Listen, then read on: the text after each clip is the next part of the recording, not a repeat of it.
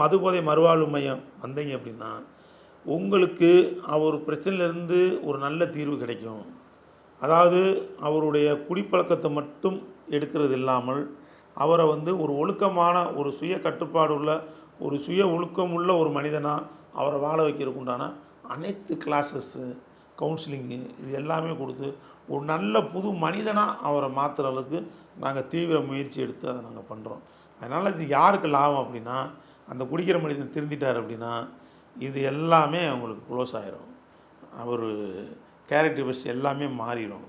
ஒரு இடத்துக்கு போனால் உங்களுக்கு இந்த மாதிரி ஒரு ஏச்சு பேச்சுகள் வராது, அவமானம் வராது, அசிங்கம் வராது. எங்கேயோ உங்கள் வீட்டுக்காரு இல்லை அவங்க பிள்ளைய குடிச்சிட்டு கிடந்தா யாராவது எதாவது பார்த்து இன்னார் மகன், இன்னார் கணவன், இன்னார் பிள்ளை, இன்னார் அண்ணன் தம்பி இப்படி தான் சொல்கிறாங்க. அப்போ இவங்களுக்கு அவமானமாக இருக்குது. குடித்தது அவர், இவங்களுக்கு அவமானமாக இருக்குது. அன்றைக்கி ஒரு குடியார மனிதர்கிட்ட அவங்க ஃபேமிலி மெம்பர் சொல்கிறாங்க, உன்னால் எனக்கு பெரிய அவமானமாக இருக்குது, அசிங்கமாக இருக்குது, பிசாம வாழ்றதுக்கு பிசாம செத்து போயிடுறா அப்படின்ற மாதிரி சொல்கிறாங்க.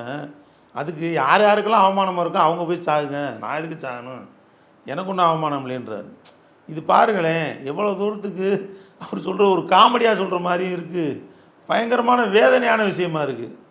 எங்களுக்கு அவமானமாக இருக்கிறான்னு சொன்னதுக்கு அவமானமாக தான் நீங்கள் போய் சாகுங்க, என்னையும் தொந்தரவு பண்ணி என்ன ஃப்ரீயாக குடிக்க விடுங்கன்றார்.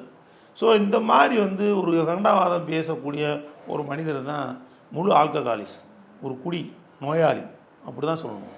இதுக்கு தண்டனையோ அறிவுரையோ புத்தி சொல்கிறதோ வேலைக்கு ஆகாது, சரியாக்க முடியாது. அடித்தா சரியாயினா அதெல்லாம் கிடையவே கிடையாது.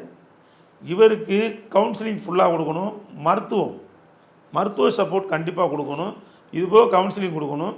கொடுத்து தன்னை உணர்தல்ன்ற ஒரு ப்ரோக்ராம்குள்ளே அவரை கொண்டு நான் யார் எப்படியா கொண்டு மனுஷன் அப்படின்றத அவராக உணர்ந்து ஒரு நல்ல வாழ்க்கைக்கு வரணும் அப்படின்ற விருப்பத்தை கொண்டு வர்றது தான் இது முக்கியமான அம்சம்.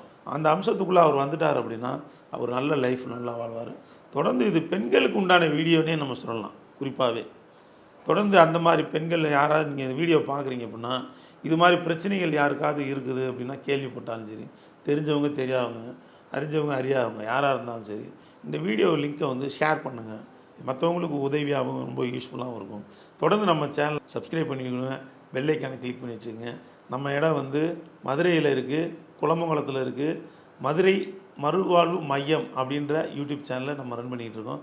அந்த சேனலை நீங்கள் சப்ஸ்கிரைப் பண்ணி வச்சுங்க. தொடர்ந்து ஏதாவது டவுட்னா அந்த நம்பருக்கு கால் பண்ணுங்கள். தேங்க்யூ, பாய்.